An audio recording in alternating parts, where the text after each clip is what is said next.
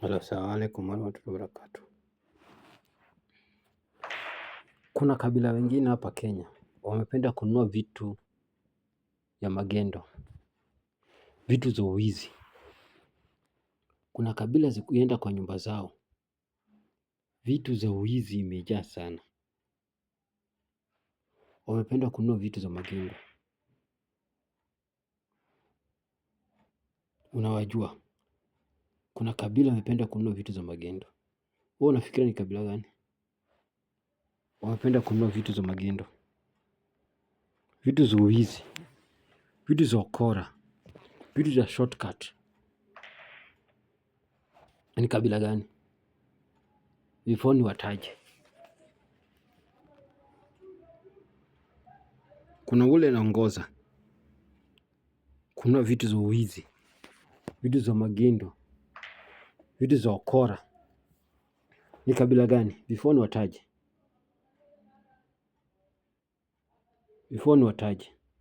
Vitu ya shortcut.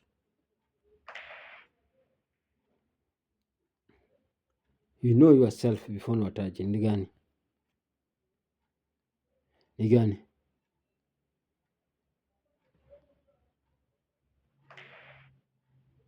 Unajua hiyo kabila ni gani? Unajua kabila ni gani?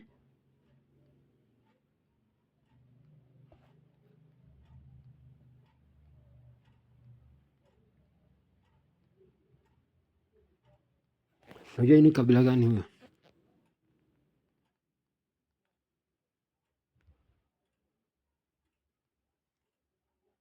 Apenda kununua vitu za magendo. Ni Kikuyu. Kikuyu tribe wanapenda kununua vitu za uwizi.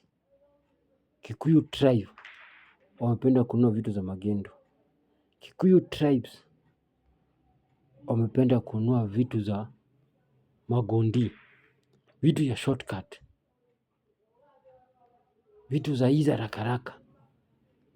Kikuyu people wamependa kununua vitu za uwizi.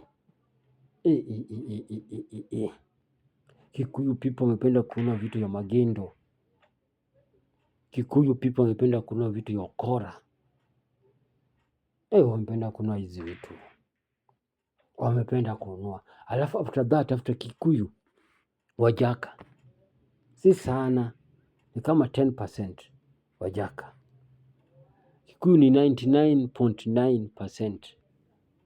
Alafu after Wajaka, Waluya 5%. After Waluya, Kisii 2.5%. Wanapenda kununua vitu za magendo. Wamependa vitu za magendo, vitu za ukora, vitu za uwizi. Hawa Kikuyu pia wamependa kununua vitu za magendo. Sijui kwa nini.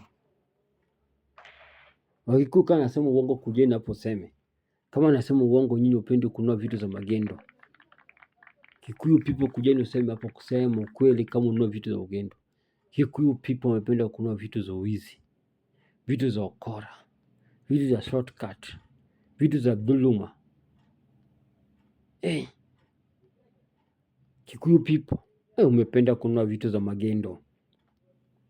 Umependa kununua vitu za uwizi. Umependa kununua vitu za shortcut. Umependa kununua vitu za dhuluma. Na nimemaliza.